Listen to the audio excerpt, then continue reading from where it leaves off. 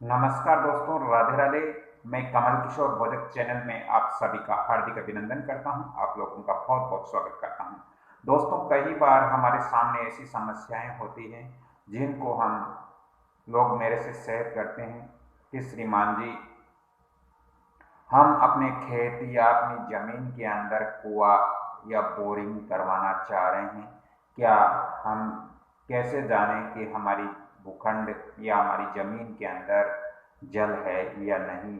हमें कुआं खोदना चाहिए या नहीं खुदाई करना चाहिए?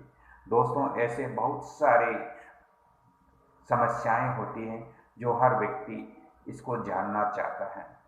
दोस्तों, आज इस वीडियो के अंदर मैं इसके बारे में ही आप लोगों से चर्चाएं करता हूं। दोस्तों, जल हमारे भूखंड में कहां पर है, कब मिलेगा, मिलेगा या नहीं मिलेगा, मिलेगा तो कैसे मिलेगा, ये सभी जानकारी मैं इस वीडियो में दे रहा हूं। आप इस वीडियो को पूर्ण देखें, आप समझ जाओगे कि हमारे भूखंड में जल है या नहीं है। दोस्तों, भूखंड के किस भाग में जल है अथवा नहीं है, इसकी जानकारी के लिए हमें नक्षत्र ध्यान देने योग्य चीज है मित्रों। नक्षत्र, तिथि और वार, इन तीनों को जोड़ करके इनके अंदर हमें 4 का भाग देना है और 4 के भाग देने के पश्चात शेष में यदि एक बचे तो हमें यह समझना चाहिए कि जल है वो पाताल लोक में है। अगर हम नक्षत्र, तिथि और वार को 4 का भाग देते हैं और शेष यदि 2 बचते हैं तो मित्रों ऐसा समझना चाहिए कि जल के स्थान पर ही जल है।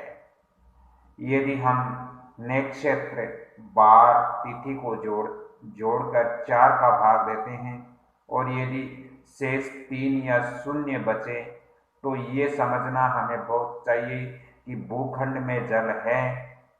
अब मित्रों, मैं आपको बताता हूं कि जब पाताल लोक के अंदर जल है तो क्या होता है। यदि आपके पाताल लोक में जल का वास है तो जल बड़ी कठोरता से बहुत परिश्रम करने के बाद आपको प्राप्त होगा, और वो भी होगा या नहीं होगा इसका पक्का नहीं बता सकता। दोस्तों, यदि जल स्थान में जल है तो आपको मध्यम परिश्रम करने के बाद आपको जल प्राप्त हो जाता है।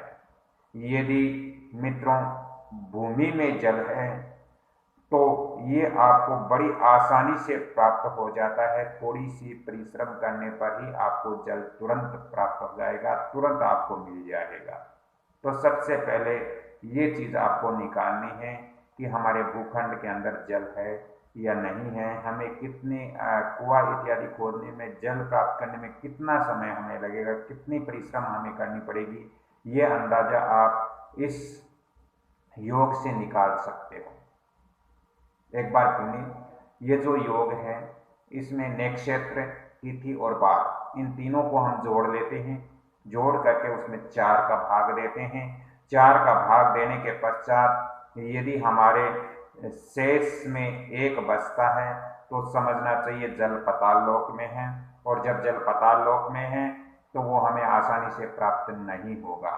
यदि नक्षत्र, वार, तिथि आदि को जोड़ करके और हम 4 का भाग देते हैं और शेष में यदि 2 बचते हैं तो जल है वो जल के साथ में है, और जल जब जल के साथ में है तो इसमें हमें मध्यम परिश्रम करना पड़ेगा, तभी हमें जल प्राप्त होगा।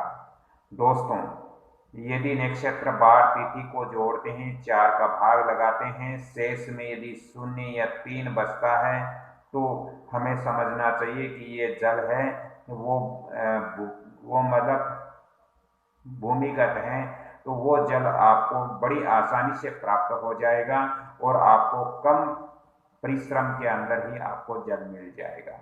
अब मित्रों, मैं बताता हूं कि वास्तु शास्त्र के अनुसार और ज्योतिष शास्त्र के अनुसार एक आदर्श कुएं के लिए उसकी गहराई क्या होनी चाहिए। दोस्तों, शास्त्रों के अनुसार कुआं आदि की गहराई है वो हमें जब बड़ा कुआं खोदते हैं तो ये 40 से लेकर 400 फीट की जो गहराई है वो बहुत शुभ मानी गई है। मित्रों, छोटा कुआं यदि हम खुदवाते हैं, छोटा कुआं करवाते हैं तो उसकी गहराई है वो 6 से 60 फीट के बीच उत्तम मानी गई है। यदि इतनी गहराई रहती है तो ये बहुत ही अच्छा और शुभ माना गया है ज्योतिष और वास्तु के अंदर। दोस्तों, ऐसी महत्वपूर्ण और सटीक जानकारियां आपको घर बैठे केवल इस कमल किशोर भोजक चैनल या वंदना भोजक चैनल से ही आप प्राप्त कर सकते हो। दोस्तों, आज की ये मेरी जानकारी आपको कैसे लगी? यदि आपको अच्छी लगी तो कृपया इस वीडियो को आप लाइक कीजिए, शेयर कीजिए, सब्सक्राइब कीजिए और बेल आइकॉन एक घंटे का निशान आता है उस पर भी आपको क्लिक करना बहुत जरूरी है। तभी मेरा मनोबल बढ़ेगा और मैं आपको ज्योतिष और वास्तु की जानकारियां और भी आप तक पहुंचाने का प्रयत्न करूंगा।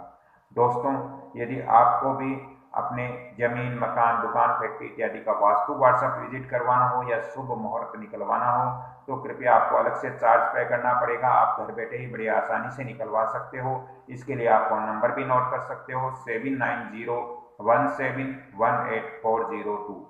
तो राधे राधे मित्रों, अगली कड़ी में फिर मैं आपसे मिलता हूँ एक वास्तु और ज्योतिष का लेकर। तब तक के लिए आपसे क्षमा चाहता हूँ।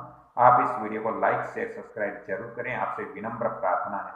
तो राधे राधे मित्रों, अगली कड़ी में फिर मिलता हूँ। तब तक के लिए आपसे क्षमा चाहता हूँ। जय श्री कृष्ण।